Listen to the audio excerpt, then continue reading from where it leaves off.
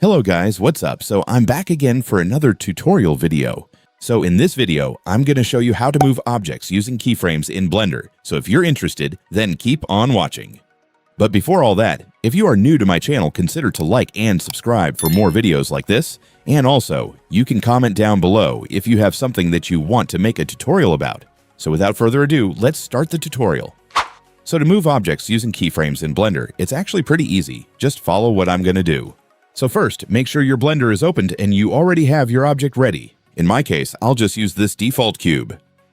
Now to move this object for an animation, we will be using keyframes. If you're not familiar with keyframes, don't worry. A keyframe is basically a marker that tells Blender where an object should be and what its properties should look like at a specific point in time. So for example, if we want to make this cube move from one place to another, we'll use two keyframes.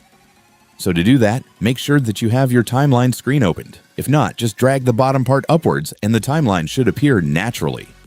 Then, I want you to select the object that you want to animate. Next, move the timeline pointer to the point where you want the movement to start. And then press letter I on your keyboard. This will insert the first keyframe on the timeline. This should mark the starting point of the object's movement. After that, move the playhead forward to where you want the movement to end. Now move the cube to the new position where you want it to finish. And then press letter I again.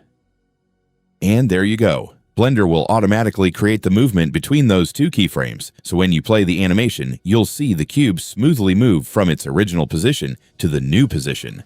And just like with other keyframe animations, the distance between the keyframes also affects the speed. If the keyframes are close together, the object will move faster. If they're farther apart, the movement will be slower and more gradual.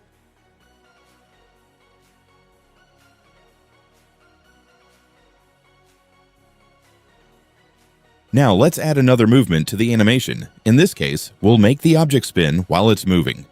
So from the second keyframe, move the object to the location where you want the movement to end. After that, click the Rotate tool on the left side of the viewport. Now, simply rotate the object depending on how many times you want it to spin throughout the movement. Once you've rotated it to the position you want, you can now insert the keyframe. And that's it. When you play the animation, the object will now move to its new location while also spinning at the same time.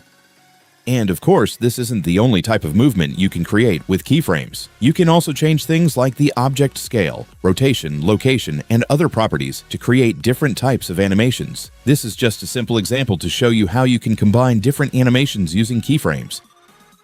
And so that's just how you do it, guys. Now that you've watched this video, you can now do it yourself.